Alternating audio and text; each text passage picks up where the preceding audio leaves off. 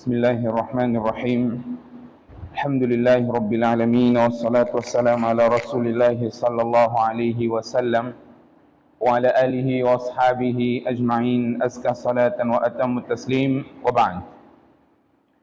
عن أنس رضي الله عنه قال: قال رسول الله صلى الله عليه وسلم: تسحروا فإن في السحور بركة. متفق عليه. وعن زيد بن ثابت رضي الله عنه عن رسول الله صلى الله عليه وسلم: ثم قمنا إلى الصلاة. قيل: كم كان بينهما؟ قال: 50 آية. متفق عليه. عن عمرو بن العاص رضي الله عنه أن رسول الله صلى الله عليه وسلم قال: فصل ما بين صيامنا وصيام أهل الكتاب أكلة السحر. رواه مسلم. Estimados irmãos, hoje, como o segundo dia do abençoado mês de Ramadã, portanto, que assim chamemos. Mês de Ramadã é abençoado, não sagrado.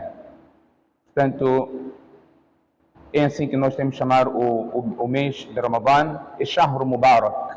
É um mês abençoado e não sagrado. Os meses sagrados, o profeta sallallahu alaihi wasallam mencionou, são 4, que é Dhul Qa'da, Dhul Hijjah, Muharram e o mês de Rajab. Esses são meses sagrados. O profeta sallallahu alaihi wasallam diz: Thalath mutawaliyat wa Rajab mudar.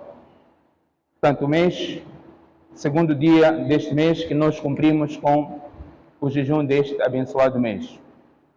O nosso jejum começa conforme o Corão estatui: فَكُلُوا وَاشْرَبُوا حتى يتبين لكم الخيط الأبيض من الخيط الأسود من الفجر ثم أتموا الصيام إلى الليل.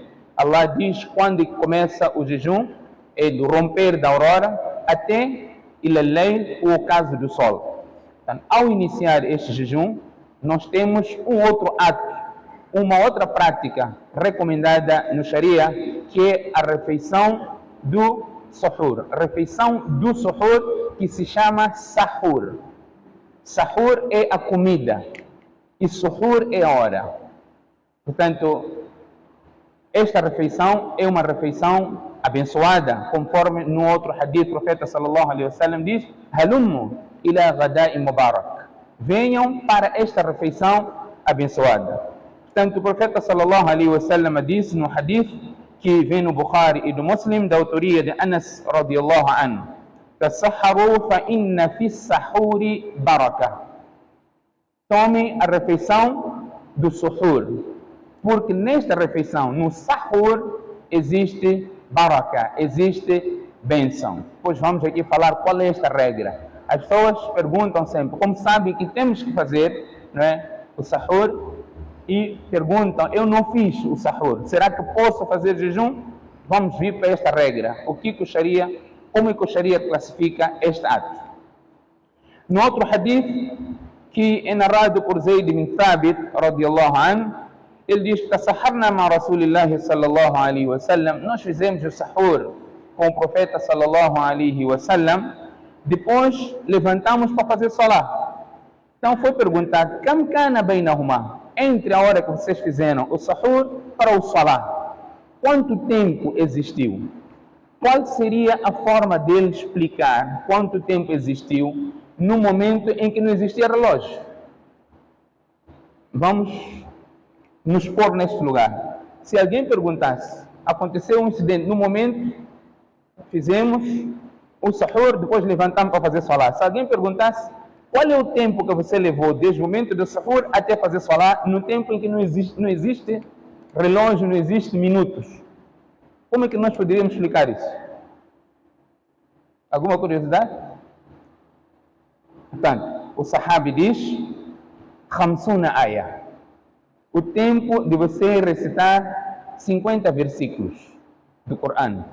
Então, quer dizer que é um tempo curto, não é um tempo longo. Esse hadith vem também no Sahih al-Bukhari e no Muslim. O terceiro hadith, que é narrado por Amr bin al-As radiyallahu anhu, ele diz: o profeta sallallahu alaihi wasallam diz: fasl bayna siyamina wa siyam ahli al-kitab aklatu sahar. Hadith Muslim. A diferença que existe entre o nosso jejum e o jejum do Ahli Kitab é o sahur, é fazermos o sahur, esta diferença que existe entre o nosso jejum e o jejum do Ahl Kitab. Portanto, a pessoa pode estar completamente satisfeita, não necessita de comer naquele momento, porque o iftar foi intenso, foi forte. Depois do jantar também, acorda na hora de sahur, não tem apetite de comer porque está com o estômago cheio. Pelo menos você deve, por mais que seja, um gole d'água. Conforme Imam Ahmad menciona, السحور أكله بركة فلا تدعوه ولو أن يجزع أحدكم جزعا من ماء فإن الله وملائكته يصلون على المتسحرين. O profeta sallallahu alaihi wasallam disse, o hadith vem no Musnad Ahmad e Ibn Hibban, que foi classificado como, assim como no Tirmidhi, conforme consta que a refeição de sahur é uma bênção. Portanto, não abandone esta refeição, mesmo que alguém simplesmente dê um gole de água, pois Allah e os seus anjos enviam bênção sobre aqueles que fazem o sahur. A questão é, estamos diante de uma sunnah, de uma prática do profeta sallallahu alaihi wasallam, e por que as pessoas perguntam? Porque se eu não fiz o sahur, porque sabem que é algo que acompanha o jejum. Eu não fiz o sahur, será que posso fazer o jejum? Quando nós fazemos esta pergunta, porque nós não conseguimos colocar esta ação do profeta sallallahu alaihi wasallam nas regras do Sharia. O Sharia tem 5 regras principais. 5 regras.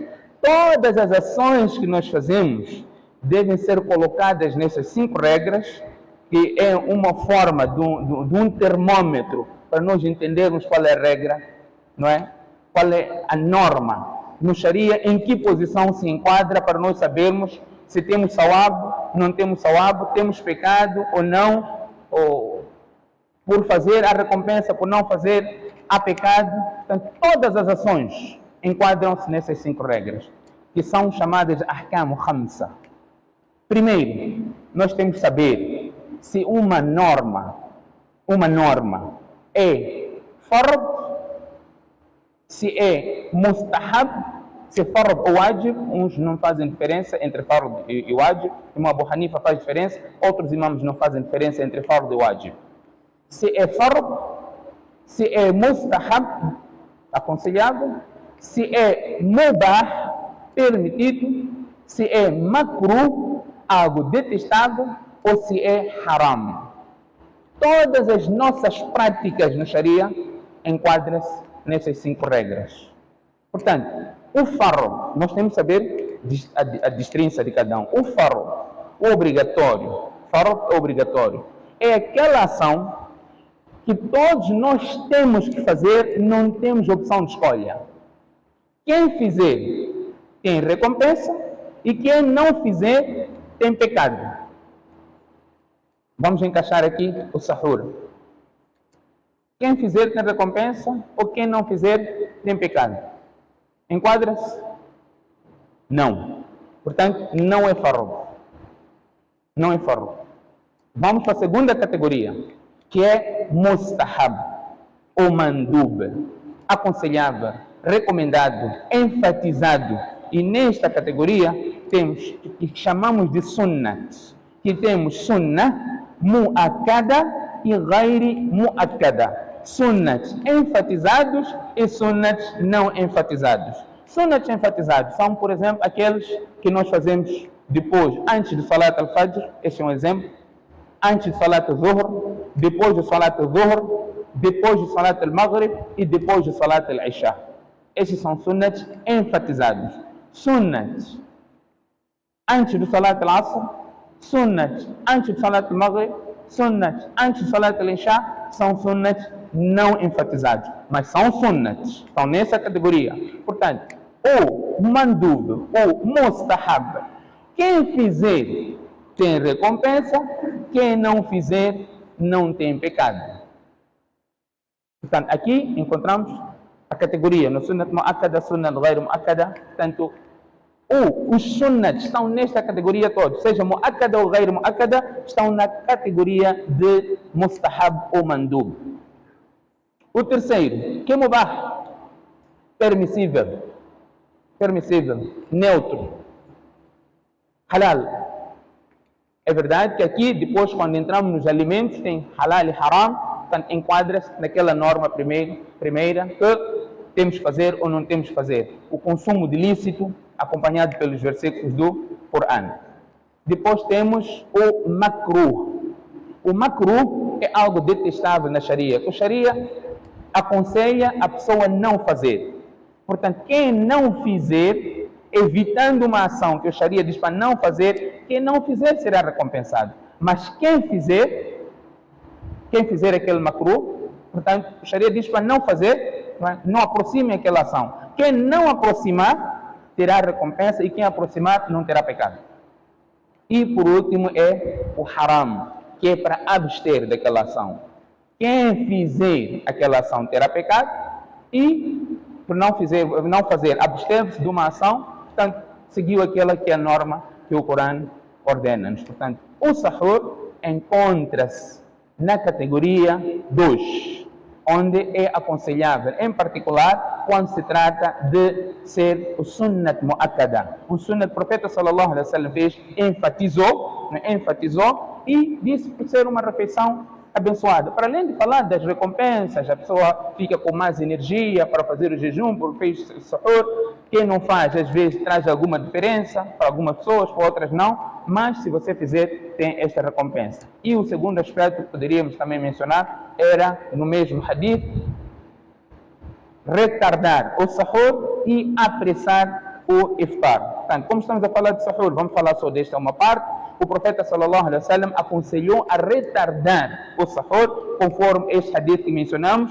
Ele disse, o hadith diz, nós fizemos sahur com o profeta sallallahu alaihi wasallam, depois levantamos fazer salah. A diferença entre o sahur, o intervalo entre o sahur e o salah era o tempo de 50 versículos. Não tinha como falar de minutos, porque isso foi inventado a posterior, mas mostra aqui que nós temos que fazer o nosso sahur mais retardado. É aconselhável retardar o sahur, portanto, acorda, faça o tahajjud, faça os teus adhkar, tilawat, deixa últimos momentos para você fazer o sahur, é mais aconselhável. Portanto, desta forma estaríamos a seguir na íntegra a sunna do profeta sallallahu alaihi wasallam. Portanto, a outra parte deste hadith, inshallah, iremos abordar na próxima lição. Que Allah subhanahu wa ta'ala conceda-nos o tawfiq. سبحانك اللهم بحمدك نشهد ان لا اله الا انت نستغفرك ونتوب اليك